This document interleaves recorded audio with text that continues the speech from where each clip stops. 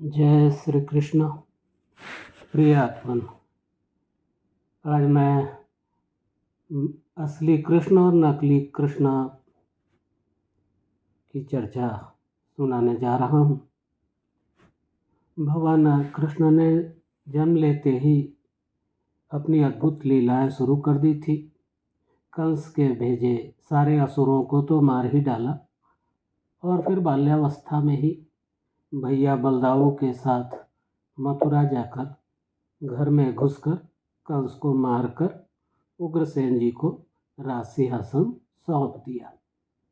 इस घटना से राजनीतिक क्षेत्र में भी उनकी धाक बन चुकी थी।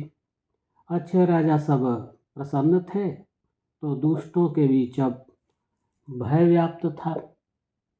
पूरी पृथ्वी में श्री कृष्ण प्रसिद्ध हो चुके थे और उनके ऐश्वर्य की ही चारों तरफ चर्चा होती रहती थी।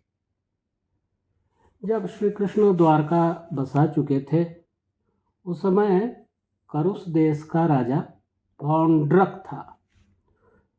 चमचे दरबारियों ने उसको खुश करने यह कहना शुरू कर दिया था, आप तो वास्तव में कृष्ण हो। और सुनते सुनते वह जड़ बुद्धि पौंड्रक अपने को ही कृष्ण मान बैठा। जैसे बच्चे आपस में खेलते समय किसी को राजा मान लेते हैं और वह भी राजा की तरह व्यवहार करने लगता है। जैसे नाटक में कोई राम या कृष्ण का अभिनय करे और अपने को वास्तव में वही मान ले, कुछ ऐसी ही मनोदशा, विकृत मनोदशा का शिकार हो गया वह पौंड्रक। और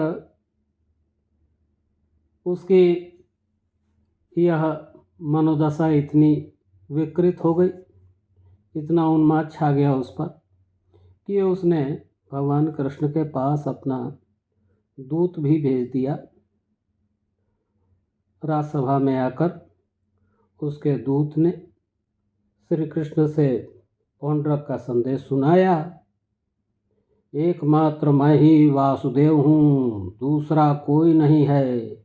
प्राणियों पर कृपा करने के लिए मैंने ही अवतार लिया है। तुमने झूठ मूठ अपना नाम वासुदेव रख लिया है, अब यह छोड़ दो।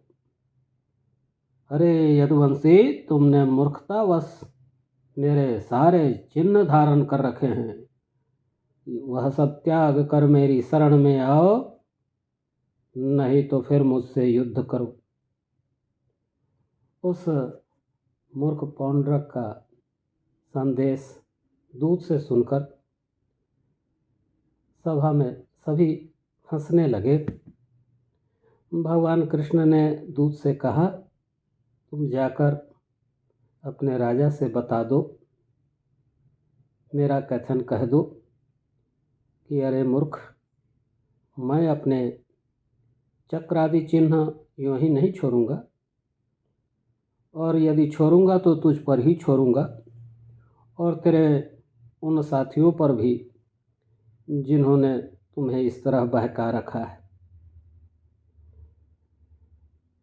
जब दूत जाकर पौंड्रक को यह सब उत्तर सुनाया, तब पौंड्रक युद्ध की तैयारी करने लगा और भगवान कृष्ण ने भी काशी पर आक्रमण कर दिया, क्योंकि राजा पौंड्रक उन दिनों वहीं अपने मित्र काशी नरेश के पास रहता था। भगवान कृष्ण का आक्रमण सुनकर पौंड्रक अपनी 2 अक्षौहिणी सेना के साथ बाहर आ गया। काशीराज पौंड्रक का मित्र था, अपनी 3 अक्षौहिणी सेना लेकर वह भी साथ में आ गया।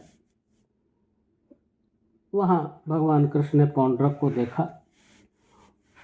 पौंड्रक ने श्री कृष्ण की तरह ही शंख, चक्र, तलवार, गदा, सारंग धनुष और श्रीवत्स चिन्ह आदि धारण कर रखे थे। उसकी छाती पर कृत्रिम कौस्तुभमणि और वनमाला भी लटक रही थी। उसने पीले पीले रेशमी वस्त्र भी धारण कर रखे थे और उसके रथ की ध्वजा पर गरुड़ का चिन्ह भी लगा था।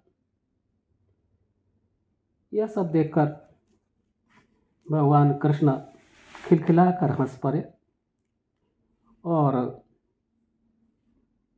उस समय जब पौंड्रक ने अपनी सेना के साथ भगवान पर अस्त्र शस्त्र चलाए तो भगवान ने अपने सुदर्शन चक्र से उसके सारे अस्त्र शस्त्र को काट डाला और देखते देखते सुदर्शन चक्र से उस नकली कृष्ण पौंड्रक का सिर धड़ से अलग कर दिया और साथ ही साथ उसके सहयोगी मित्र काशी नरेश को भी मार डाला और इस तरह नकली कृष्ण की लीला यहीं समाप्त हो गई। फिर मिलेंगे अगले किसी टॉपिक के साथ, तब तक जय